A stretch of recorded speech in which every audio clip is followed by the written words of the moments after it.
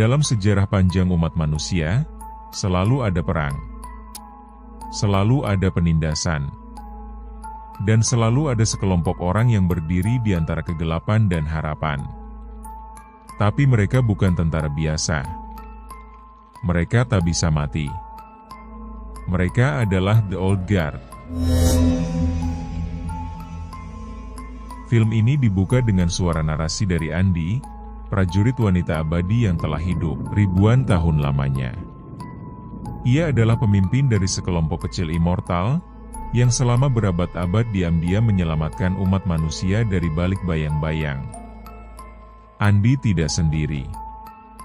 Ia didampingi oleh Booker, prajurit dari era Napoleon yang menyimpan luka masa lalu. Joe dan Nikki, dua mantan musuh dari perang salib yang justru jatuh cinta dan saling melindungi selama berabad-abad. Mereka adalah keluarga, sekaligus korban dari keabadian. Remember Surabaya 8 years ago, right? CIA. Oh, first edition Don Quixote. Been watching the news lately? Some good means nothing. We can do some good. This is what we do, Andy. I know you needed a break, but it's been over a year, boss. Ketika seorang agen CIA bernama Copley menawarkan misi untuk menyelamatkan anak-anak yang disandera di Sudan. We'll invoice you when it's done.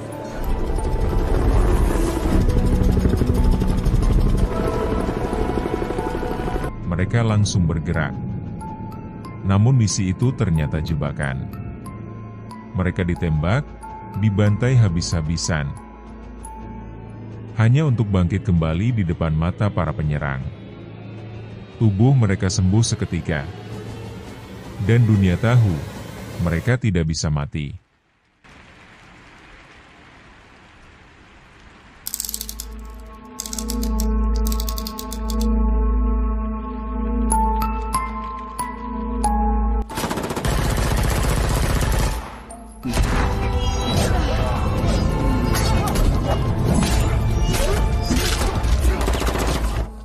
We have to find Copley.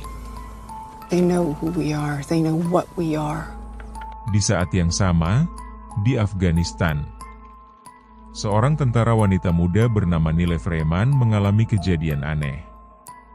Lehernya digorok dalam misi penyergapan, namun ia bangun seolah tak terjadi apa-apa. Stop!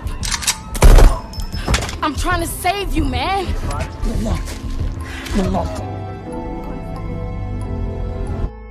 Ia mulai merasakan mimpi aneh tentang orang-orang yang tak ia kenal. Orang-orang yang juga abadi. Andi, yang bisa merasakan keberadaan immortal baru, segera mencarinya. Afghanistan.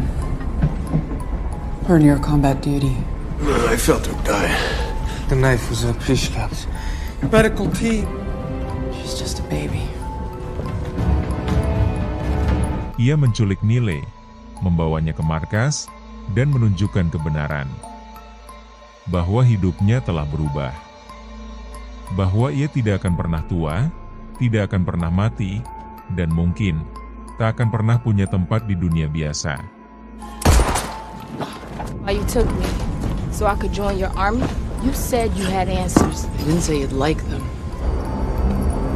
If I were you, I'd get some sleep. Awalnya Nile menolak. Ia ingin kembali ke keluarganya, ke hidup normal. Tapi kenyataan terlalu keras. Ia akhirnya bergabung dengan kelompok Andi. I can fly a plane. Oh, shit. Maybe we do need a pilot.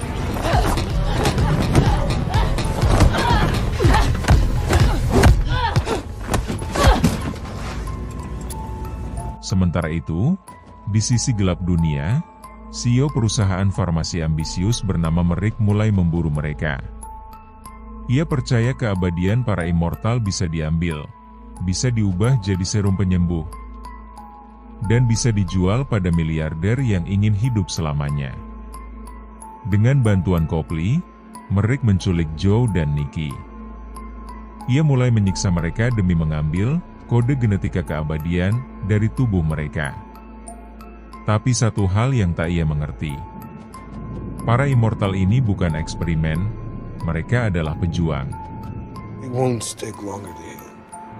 And by the way, it's not always like this now.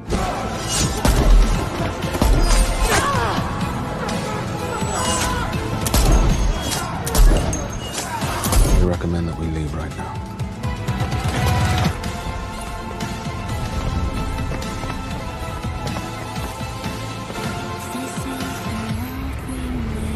The world will be begging us for the key.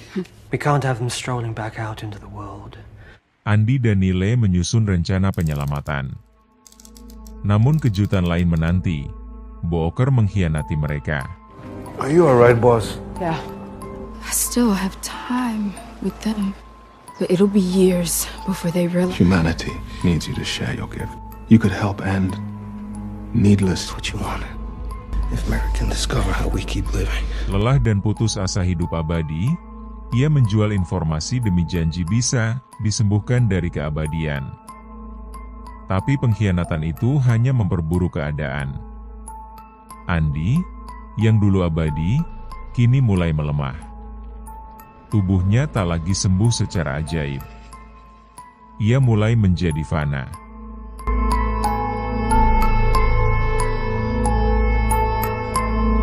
Dalam aksi brutal dan penuh pengorbanan, Andy dan Nile menerobos markas Merrick. Darah tertumpah, peluru beterbangan, dan pertarungan sengit pun terjadi. Hingga akhirnya, Nile menjatuhkan Merrick dari lantai atas.